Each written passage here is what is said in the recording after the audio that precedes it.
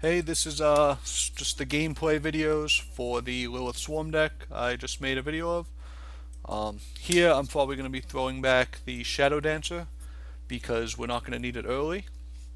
We're going to probably want to play two of our 2-drops on turn 1.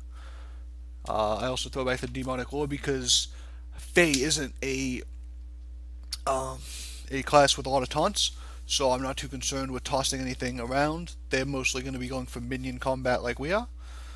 So they play a Flame Blood Warlock, and when you see your opponent play cards, try to think of what deck they could be playing. If we see a Flame Blood Warlock, that means it's a very aggressive deck. Now here I make the decision to play two 2-drops, and it may have been a better play just to ping off their Flame Blood Warlock, because that's such a huge value if I could use the Bloodtear Alchemist to immediately kill that card. I choose not to do that, and that might have been the wrong play. They're actually going to use one to ping off my spell, or my little Wraithling.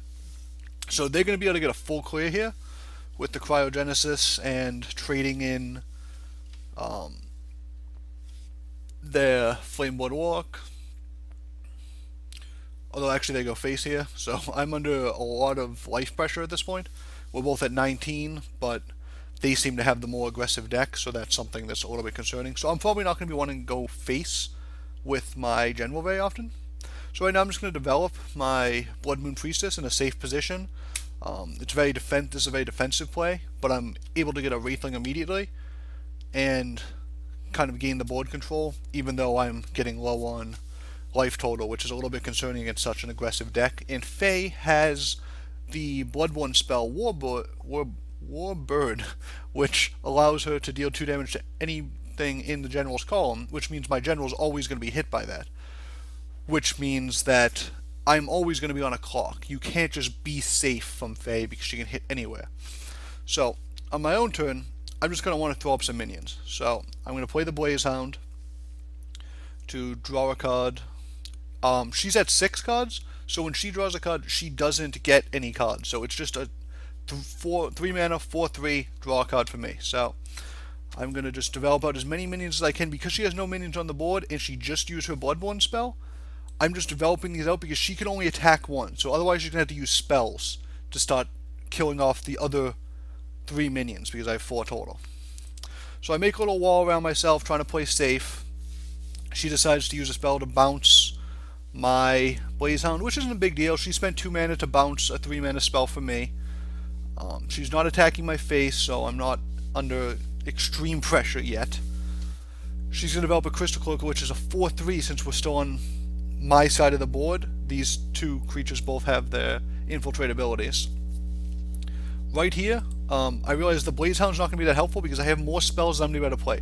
The game's not going to go on for much longer, so I don't want to worry about drawing cards. I should be able to win with what's in my hand right now, or win or lose.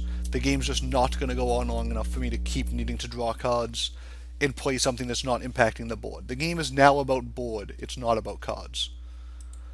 So I need to trade off the minions. I can't just let them stay there forever. That's just not going to work. So I'm going to play the Shadow Watcher and try to make it a position where I can trade off the minions and end up with a strong Shadow Watcher.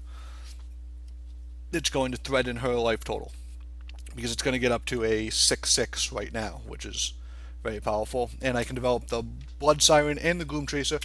Remember not to develop any minions, if you can help it, on the same column as your general when her Warbird is up, because she's going to want to do that to just get damage on my face anyways. Don't let her get the 3 free pick off. Of course, this is a random spawn, but just in general. So I can definitely die here. I could die to some pump spells, Frostfire, Wailing Overdrive. She doesn't have all the mana for it, but there are situations where I could be dying. Fortunately, I don't. She just doesn't have those cards. But I am wary of that. But sometimes you have to take the chance that you might die to put yourself in a position where you could win. And she gets me very low, so I'm all the way down to 3 health. But I see that she's at 11, and this is when you have to start kind of calculating. The first thing you always want to do is look for lethal. Because if you have lethal, nothing else matters. So in this situation, I'm trying to say, okay, how do I get a kill? Now, you look at your hand. This does damage for every minion that dies. Does 1 damage for every minion that dies. So there's 4 minions on the board. 3 of them look like they could die. So this could be up to 3 damage. So that's one thing to think about.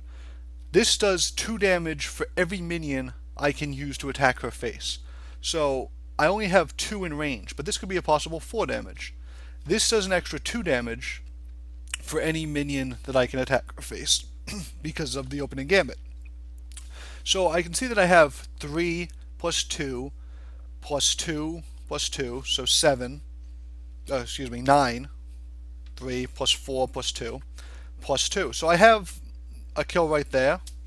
So I know that I have lethal. I know I can't attack this with my general, and I need to be able to access this square, but I do have this Shadow Watcher. I think I choose to play Shadow Dancer instead, which also gives me 2 by killing the Flameblood Orc, and noticing that this and this will die and trigger the Death Watch if they attack her face. So that's what I do. I could also attack face with the general. There's a lot of different ways that I have lethal in this situation, but it's always important to count up your lethal. And every turn, after the first turn, just count up, check if you have lethal. You probably don't, but if you do, nothing else matters. So I just attack face, and we get the pretty close win. So thank you. We'll go into another game after this.